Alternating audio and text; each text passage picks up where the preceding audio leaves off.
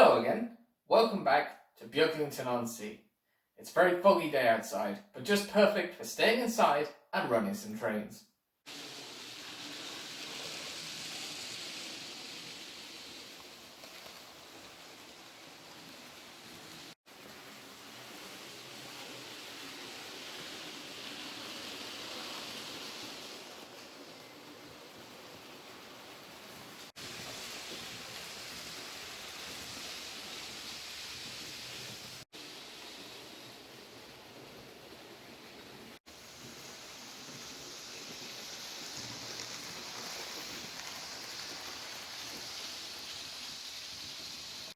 In this episode, I'll be explaining a little bit more about these white cliffs here. Now, they form a nice high scenic break, a good backdrop for the layout without the need of a flat scenic back scene stuck to the back of the layout, and it allows me to have an extra fiddle yard space back here where I can assemble trains ready to go out onto the layout, but also from the viewing side, it's long enough underneath the cliff that Flying Scotsman's train over there with 4 coaches and a locomotive can hide back here as well on its run round. So it actually gives the sense that the train is disappearing behind the cliff.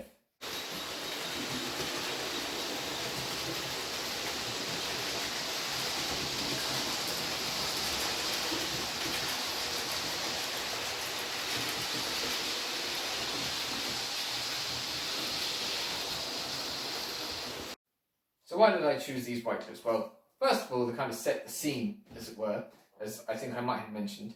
but they were inspired in part by an article in British Railway Modelling from 2006, I think it was the August issue,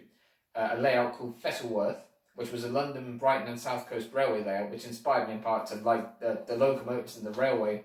of the LBSCR, but it had a lovely section in the pictures, a bit like this, of the cliff, so that kind of really made me want to model something like that. And a few years ago, I made a small L-shaped layout of Beaglington-On-Sea, but it was the terminus in the town centre,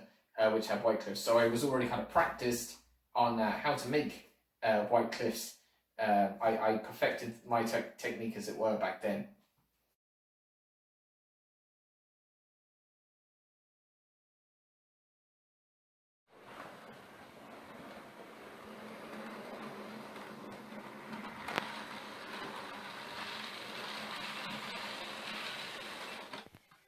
Now we'll look at how the baseboard came originally and how the cliffs were started.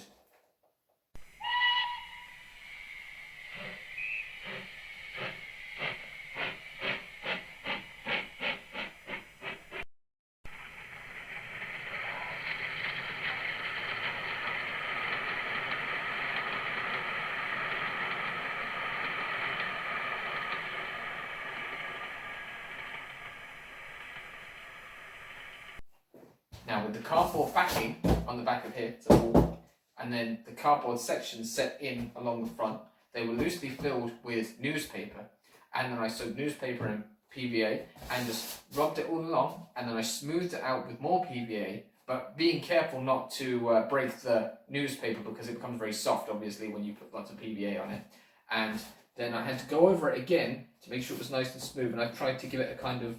a not perfectly smooth texture, more sort of rocky look to it, and then eventually I painted it white when it was all dry, and then green on the top where I was going to put the scatter, although it did take a while to get round to doing that.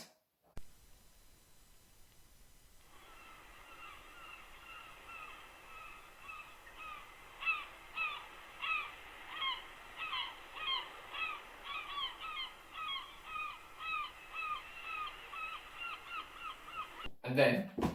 I made these tunnel portals out of bits of leftover trim from Metcalfe platform kits and Wordsworth Model Railway downloadable printable brick papers. I've got one tunnel portal over here, and then the bridge which you've seen over here is made out of platform pieces, and it's the road that runs along the cliff and down here, which is also on newspaper, is polyfiller painted grey, and then so it's like a Metcalfe Wordsworth road bridge combined with a scratch building there anyway, so I'm quite happy with that. And then it's still holding up because my kids love to put their toy cars and toy trains and stuff on top of it, so there's always a traffic jam on top of the bridge.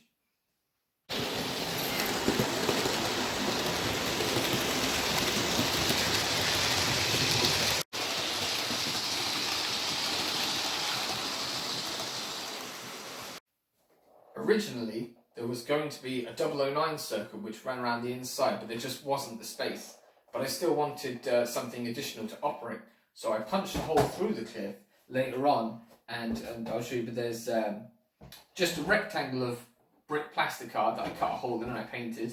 and I stuck the holes through, and now my trains can run through into the brewery yard, and there's an unloading platform near the shops, and there's a brewery station, as it were, which was inspired. I was in Normandy in a place called Carteret, and they have a brewery inside an old station building called Brasserie Cotentin, and this was the closest building that I could find to match at the time, and some leftover Metcalfe platforms again gives it a loading thing, and it's perfect for my Hornby Ruston to collect barrels of beer for shunting, and they can shunt them around or whatever, so it's a little bit of added extra operational activity.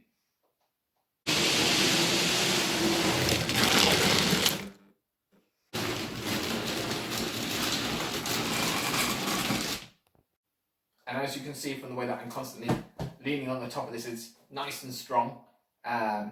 Even after I've cut the back away to add the extra siding in for the shunting of the brewery goods area.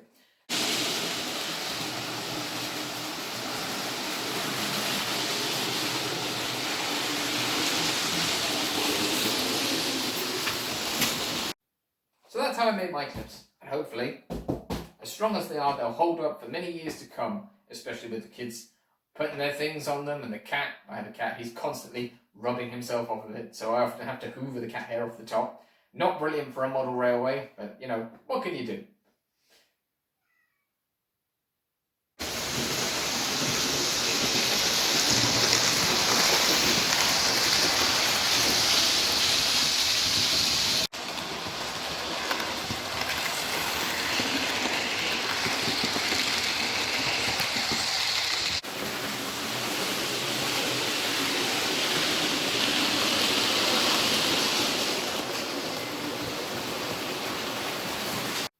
That's all we've got time for today. I'll hopefully have a new video up soon, but thanks for watching and see you around.